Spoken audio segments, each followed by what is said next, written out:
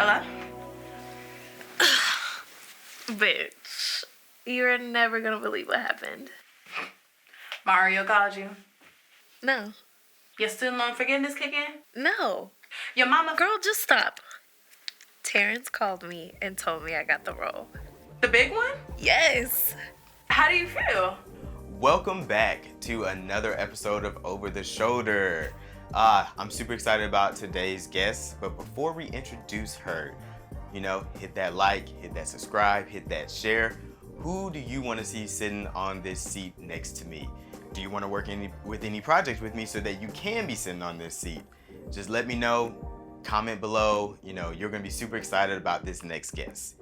So this next guest, we met each other about a year ago, and we have been working pretty much nonstop ever since. Our spirits just really aligned, and we've had some of the greatest conversations. We've done so many projects together. She's such a genuine person, an authentic person. And if you get to be around her energy, it's just like you just feel care, like care and kindness around her. So everyone that I've ever put in her content, they're like, oh my God, we love her. She is so great because she's amazing. She's a talented actress, model. If you need yoga, she got you. Sound bowls, she has changed my life in the meditation game. Without further ado, Tatiana LaJoy. I get that introduction? You get That's that introduction? Me? That's you. That was the definition of you. Oh. Yes. But you're right, though. Thank you. Thank you. Sometimes, to hear somebody else speak about you and stuff, it's just like, wow, okay, I am that. Yeah. Check. Let me own it. Check. That's you. Check. Yeah, thank you. And likewise, we already know who you are. How are you doing today? I feel great. I'm fresh back from New York City, from the city that saved me. So I feel, rejuvenated, renewed. Gotcha. We love that. What does renewed look like for you? For me, it's more centered, more grounded, and also more focused. Because when I leave and I come back, I'm like, okay, I got to play, I got to be free. Now back to work. And I have this new set of discipline where I'm like, I'm going to wake up at 7 a.m. and I'm going to do this and that and eat good. And yeah. Okay. So what's the new discipline? Tell me about it. So I am starting the 75 hard. Yeah, I'm modifying it a little bit because it is summertime. So we outside. We outside. We traveling. We doing all this stuff. So I want to be realistic with myself at the same time. But the 75 hard is probably going to turn into more like a 60 hard. I'm thinking 60 days. But I still want to carry it even. I still want to keep the momentum because the point of the 75 hard is for you to gain a new discipline, for it to become a lifestyle that you're doing these things. So you got to work out twice a day, 45 minutes. One of them needs to be outside. Drink a gallon of water a day. Follow a diet. It can be any diet that you want. It could be, keto, vegan, whatever. I'm going to do vegan. And I'm actually going to juice raw vegan for 15 of those days.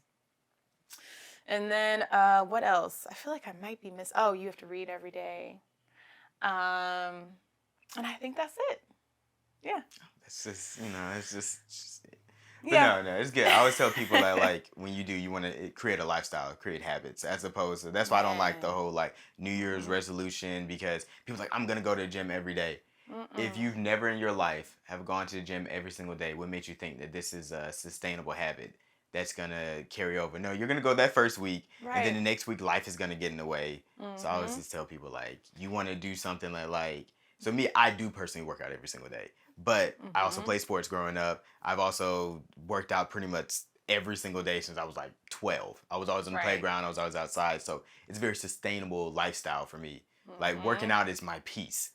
I get to be all about me in the gym and everything like that. So it makes sense for me to do that. You actually enjoy it. It's actually a part of your lifestyle. So for you to do the 75 hard, you'd be like, yeah, I could do that. Yeah, that's not doing anything for me. So it would be more so the diet part, that kind of stuff, because I'll be creating a new habit in my lifestyle that I currently don't have. But I also eat pretty well now. Pretty well too. Yeah, so it would just be amping up your discipline that you already have.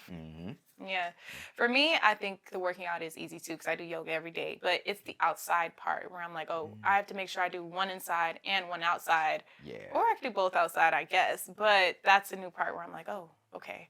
A little bit of a shift, but it's not a hard shift, So yeah. I'll Okay. keep you posted on how that goes. Listen, we know we're gonna be talking. Oh yeah, We always do. we always be talking. Okay, so a few months ago, I sent you a script, and the title of it was "In the Room." Yes. And I had said, take a look at "In the Room." So, what was your thoughts of just reading through the script? So when I first read through the script, I thought that it was beautifully made because I could see the metaphors already. I could see that, Eve and Faith were a part of Tamara's character, But I think what challenged me as I was reading it is seeing it from another lens. So I could lend this a lot to my acting teacher, DeJour Ashwood. He's been amazing these past, I believe I've been working with him for 6 months now.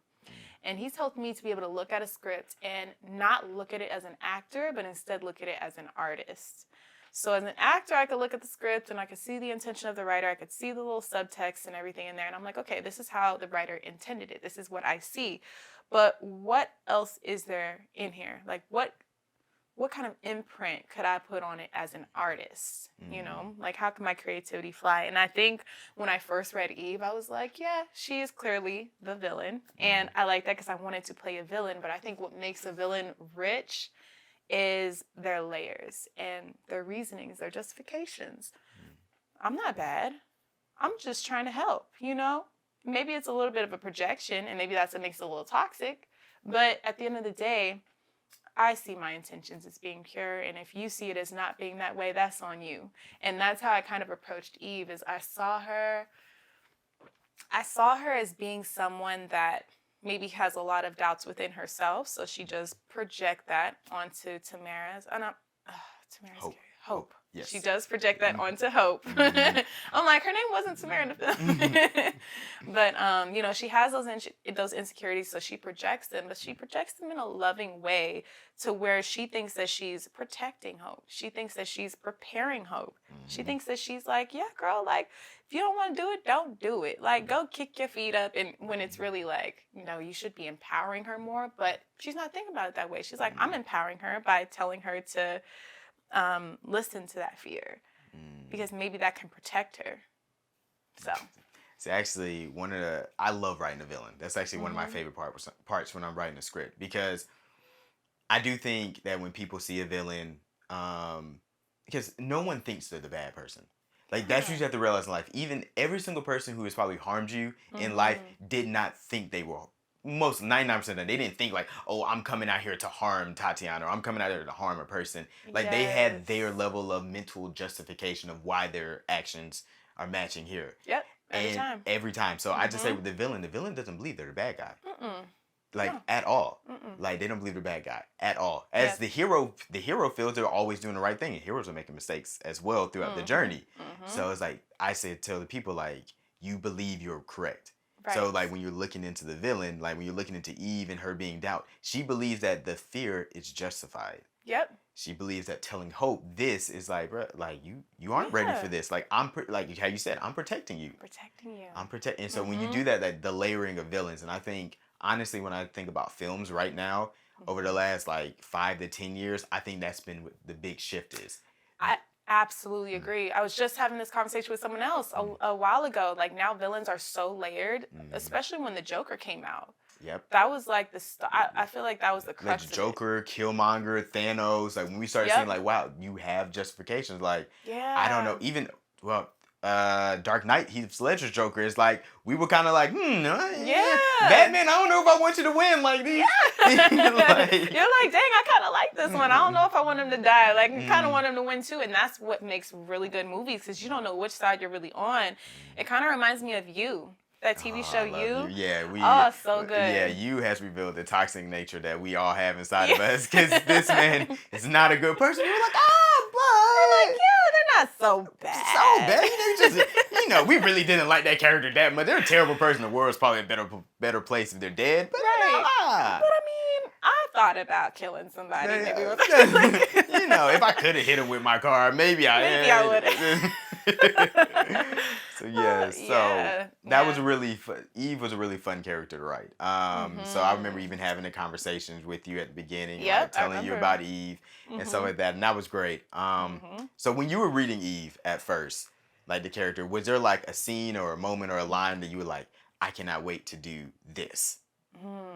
It was actually the end. And Okay. that was my favorite part, actually, of the short film, was when Faith and Eve got to finally speak to each other and see each other eye to eye and be like, oh, you know, the reason why she comes to me is because of X, Y, Z, but she really should go to you. But I went. It like that, having that real back and forth with those two sides of you, like that dichotomy, was like, ooh, that's gonna be fun to play with. And then when I saw how it played out on screen and how we just had that instant connection as actors too, I was like, we really like friends. Because I mean, essentially there is no good or bad, and that's what I really loved about that scene too. There is no, because everything is about perspective at the end of the day. So yeah, and when I saw like us laughing together, I honestly wasn't even expecting to have it be that light. You know, I wasn't expecting us to be like laughing, like I love you too. Yeah, y'all look like girlfriends at this point. I was like, okay, cool. They about to go get mimosas after this, right? You know, and it wasn't. It was all improv, just like us feeding off of each other and like being. And it was a real moment between like two sides of the same coin.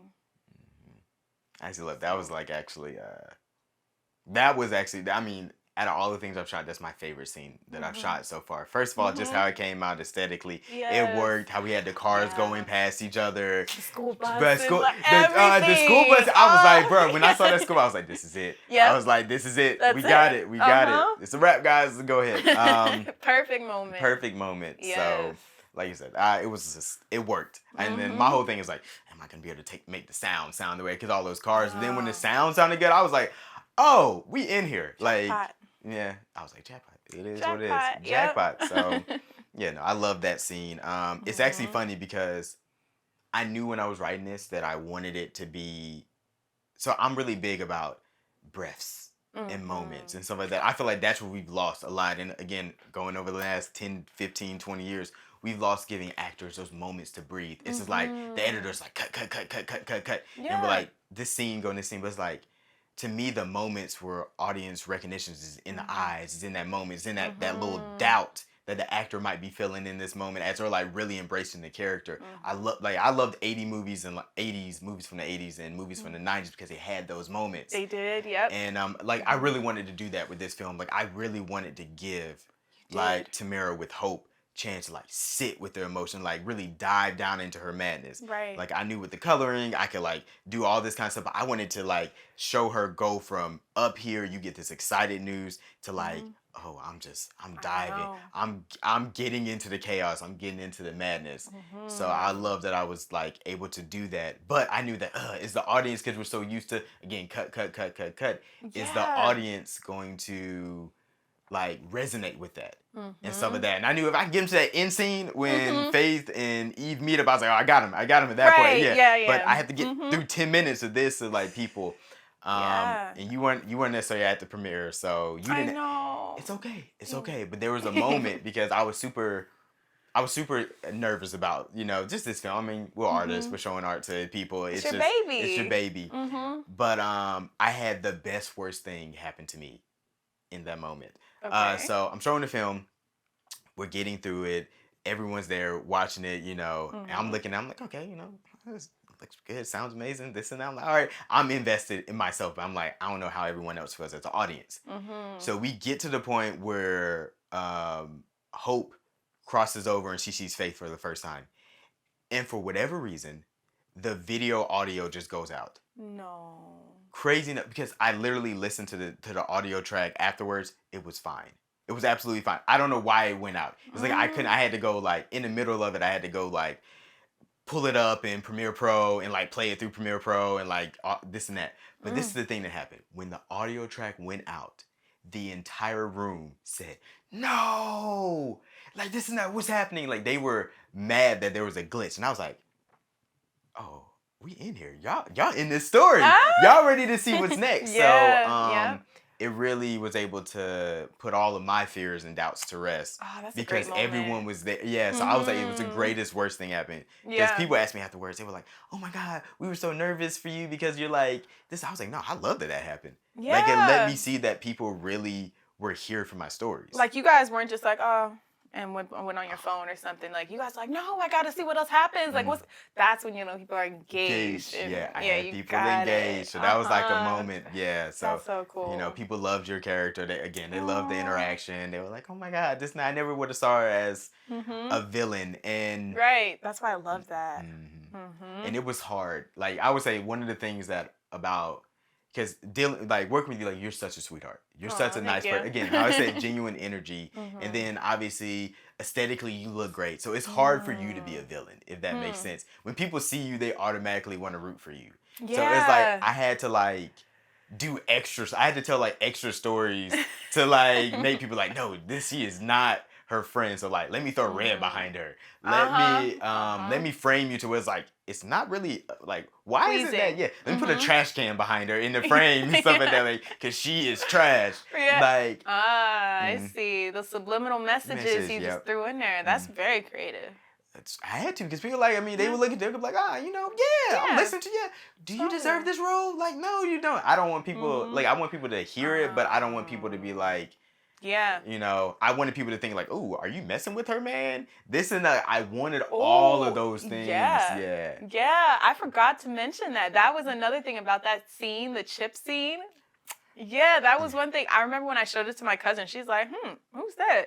Wait, that's her boyfriend? Why he with you? Like, it's, It's like, it's all metaphorical. Yep. Of course he's on my side because I'm with doubt. He's doubting her. There you go. It's funny, that scene killed as well. With the chip scene, everyone was busting out laughing. Because it's like, you know, I wrote the chip scene. It's hard. I would say it's hard to write comedy. Yeah. And it's also this moment of like, she's really doubting herself and now I'm doing chips. Like, is it going to work with that juxtaposition of these two different feelings? So I was happy that people, they were receptive and they were like going back and forth like, oh, hope. And then they were like, oh, this chip, he's getting on our nerves with these chips. Right. And when you snatch, again, another improv moment of you just snatching the chips out of his hand and eating them. Yeah. I was like, okay. Tati, the improv queen. I'm telling you, it's just, I feel like the improv really got birthed from me working with this coach that I've been working with, DeJour. Like, shout out to DeJour Ashwood, okay? Because, he helps you to be an artist versus an actor. And I never really realized that there was a separation. I always figured them as being the same. But an actor is more obedient. And an artist is just like, this is my role. This is my interpretation, you know? And I would say that's probably my evolution as a filmmaker, realizing how many stories are getting told right here. Because like, okay, you write a script. I'm a writer, so I write the script. All right, cool, that's one story. Then as I'm writing the script, obviously there's a way that I want to shoot it and all that kind of stuff. So that's another part of the story. Then there's framing. That's telling another story. The lighting is telling another story. It is. The editor tells another story when you have it. Putting the sound tells another story. Realizing that these are all stories. And then the actor tells his or her own story. And it's like you have to allow room for the actor to be able to have that moment where they are the character. It's like giving them grace to do that. Like, again, that's what breathing, giving you that room to breathe. Like I'm a person I used to like when I'm ready to say cut, I count to 5 because you never know. Like the actor, you know, in their mind, the page is ended. I said my line, I've done my action, it's ended. I love that you do that. What do you do for those 5 seconds? And then sometimes like that 5 seconds becomes 15, 20 because you're taking on a moment in which like this isn't Tatiana playing Eve. This is Tatiana being Eve. Yes. Oh man. And when you let it roll a little bit into those moments, you find those sweet spots because those moments can't be manufactured. You got to catch them. So the fact that you allow that to happen is like where you get those moments at the end and the chip scene and all of these different nuances throughout the film that makes it so engaging. So that's interesting. And then also to talk about filmmaking, I think the biggest example I've seen of that was the Justice League. Because you had Zack Snyder's and I don't even know the other director because I preferred one, you know what I mean? And it's just so crazy the differences in those same exact footage, but just different story, totally different, even coloring, different moments, different everything. I was blown away. I mean, people don't realize how many hands are playing a part. And it's just like, I had told somebody this other day, but A Few Good Men, there's like, it was play at first. So a few good men is like, you don't know the truth. You can't handle the truth situation. Right. But there's like a few, there's like, it was a Broadway play. So they had this one scene, and every time they did it in Broadway, everyone laughed. This and that. But then when they shot it as a film, it was like, because, you know, you think Broadway is a whole entire stage. It's really a wide shot. That's where the play is. You get to see all of that. Yep. But in the film, they chose to do like I think an over the shoulder angle, and they focus on like the other character who wasn't saying it, and it became a serious moment. So like the first time that they played it for like a test audience, they were expecting a laugh because they had gotten laughs hundreds of times for this. The test audience, it was quiet as a whisper. Wow. Because the shot selection was completely different. It made that, because you're telling a story just with the shots you choose. Man. Over the shoulder versus the wide versus the close up, completely different stories. If that's not just a whole testimony of perspective, I don't know what is. I feel like you could give that example metaphorically to explain like philosophy to somebody about perspective, or to explain it in an artistic way on perspective. It really just is about how you see it and how you present it. So so when people are thinking about it, it's like, I tell people like, it's very intentional. Like, so I mean, because there are people, I said there are people with cameras, and then there are people who actually shoot. There's people who do this. And the difference is the intentionality.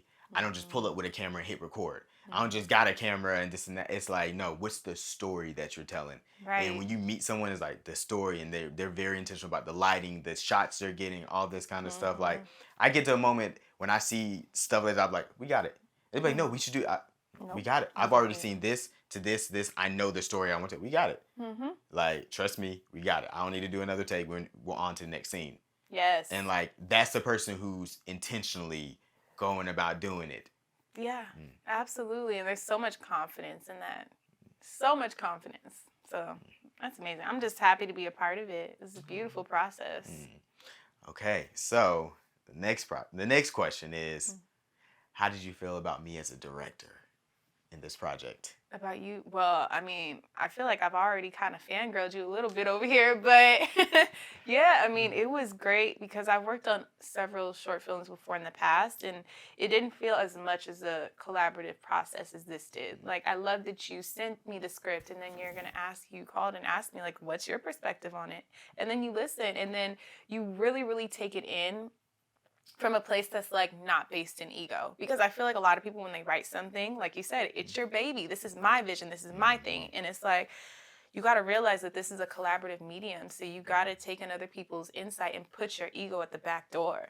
Because that's really the battle that it comes in. When people give you their perspective or their input, you can get a little bit jaded at first because you're like, oh, did you not like my interpretation? Did you not like the way I thought, But you have none of that. So that was so freeing as an artist to be like, oh, I could play, Like, I felt like it was okay to improv. It was okay to, like, have those different moments and feelings. And, like, you really listened to my interpretation of Eve, too. Like, I was like, she ain't a villain. You're like, well, she is the villain. Yeah. But I'm like, nope, she ain't wrong. So I was like, okay, well, but that's how I want you to feel. Exactly, So, because she's not wrong. Right. I mean, I just find, like, these are your babies, and you do, when you're writing them, you're seeing it in your mind. There's, like, a certain way that you do see it. But I think what is more important than your vision is also people believing in your vision. And so the only way that you can get people to believe in your vision is when you make them a part of the vision. Yeah. And so, like, if it's just like, hey, it has to be like this, they're not a part of the vision. They're just abiding by the vision. Yeah. And it's like, for me, it's like, so if Eve is doubt, what I don't need you to try to, like, manifest a doubt character. I need you to find a doubt in yourself and bring that out. Yep. Like, bring out the times where you're like, I don't know if I could do this. I don't know if I'm supposed to be here. I don't know if this, I need that. Because when you give me that, that's real. That's real. You can say, is that acting at this point? Like, I mean, at this point, I try to have my actors not act. I try to have them be. Yep. Be, like, stick here, be in the moment. Be in the moment, be here. Yes. Like, we're right here. You are Eve right now. Tati is she was at the door. She was before, we said action. Right. But in between these takes, this is Eve. This is Eve. So I'm really big, and I want you to feel comfortable enough to, like, what would Eve do? Mm-hmm. You know, What would Eve do in this situation? What would Eve do? And you should know, because you're her. You should know. Yeah. It doesn't even take a thought. It's like, Mhm. oh, Eve's about to go and get this, and yeah, Mhm. it makes sense. Yeah, like I've even like for my next short film that I'm doing coming up, it's like I've been telling my actors like, hey, I want you to write a one pager. Like, what sign is your character? Like, I love when's your birthday? that. Like, okay, they're friends. Mm-hmm. How long have they been friends? Is it a high school friendship? Is it a college friendship? Is it like all Love of that like you're doing that. yeah, like I want you to think it because I have found that those little details, while like they don't show up on in the like the actual story in terms of like, oh, we don't know they were high school friends, but Right. it shows up in the interaction. Yeah, it shows up in the relationship. Mm-hmm. And that's so key. Ooh, I really like that you're doing that because for my project, Sade Teflon, I did that for my characters. Like I wrote their rising sign, their sun sign, their moon sign, and how they're compatible with each other and stuff. But I would love to have the actors do that. Yeah, because again, you give them chances to read it and it breathes. So it's just like, Yeah. you know, you might interpret the character as not. This character is a Sagittarius, and they was like, no, I saw more Virgo. It's more organized. Yep. It's like, Oh. maybe they are Virgo. Yep. So Yep. Open for interpretation. it's open for interpretation. Then it, you know, it just becomes again, they become a part of the vision, and when they're a part of the vision, I don't know. It's so much more of a team. It's so much more of a family, and it's just like we're here together. We're all invested. We're all invested. We're all giving our time, our emotions, yeah. And I'm big on when people Creativity. giving time because like to me when you show up and you give me your time, you're giving me a gift. Yeah. And I don't take that for granted. Like you could be right now, you could be anywhere in the world, but you're here with me. We're having an interview and stuff like that, and I appreciate that. And I always want people to feel that. Like I'm gonna tell you I appreciate it, but more importantly, I want you to feel that appreciation. Feel that. You know, Man, that's so important. it's the most important thing in the world, in my opinion. Like, Yep. I feel like, you know, we complicate humans. At the end of the day, we just want to be appreciated. That's really just what we want to do. It's like, because we all got our own stuff that we're dealing with. We all are going through the emotions and the journey. I don't know what you went through to get here. You know, you told me New York was great, but, you know, it probably wasn't all rainbows and sunshine. I mean, yeah, it rained sometime. There was some stuff. Yeah, like, again, you could be tired, you know, this and that, but you're here. And you brought your same Tati energy that I love. Thank you. And so for me, I want you to feel always appreciated that you're here. Yeah. You know, and you do a good job of that. I feel like you could feel that. Like, I'm so glad you're here. You just always have great energy. It's so hard for me to imagine you having a bad day. Like for you. Oh, I have bad days all the time. All the time. Okay, so I do believe that. I believe that you have bad days. It's hard for me to see it on you. It's hard for me to believe that I would see that or feel that from you. Well, because you never have. What's at the end of the day? What's a bad day? I have bad things that happen to me. I also have good things that happen to me every single day. I don't believe life is like we interpret life about the big things that happen. So if you get in a car accident, you're like, that was a bad day. Right. But like, there's all these. You still woke up that morning.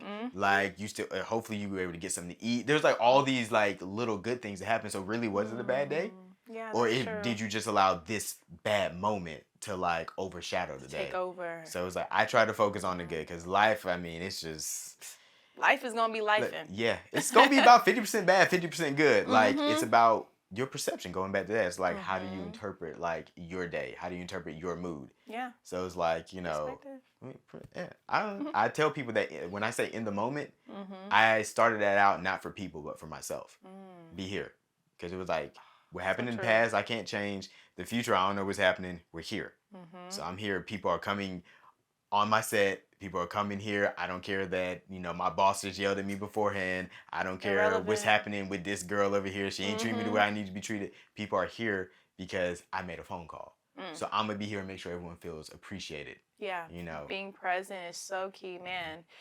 I would say presence and perspective. There we go. Those are like two keys to life. If you can like really, and intentionality, like if you could really focus on like honing in on those three things, I think your life would be so much more smooth. So much less resistance. Yeah, a little PPI. Yeah, you know. Yeah. Presence, perspective, and intentionality. Yeah. All right, y'all need to take that with you. A little PPI. Presence, perspective, and intentionality. Yes. Yes. Well, Tati, it was absolutely a delight, you know, for you to be on Over the Shoulder. And then, And, first time, but it won't be the last. Oh. We got so many more projects left. Just so many, just millions more at this point. Ooh, wait till y'all see what we got cooking up. Cooking. Yes, always. I'm excited. Yes. Mm-hmm. And for the audience, again, like, share, subscribe, comment. If you want more, if you want Tati to really tell you the tea about like what it's like to be on a MountainTop Studios set, hit her up. Mm-hmm. Hit her up. Again, I told you, yoga, actress, model, amazing. Mm-hmm. You will not regret booking this person. She's a delight, she's a treasure, and she always, always, always understands the assignment. Thank you. You're so sweet. I can't. Don't be trying to make me cry over here, okay? Listen, I'm about to get them Oprah tears real quick. But yes, thank you for coming out and enjoying the show. And as I always say on this, that's a wrap. That's a wrap.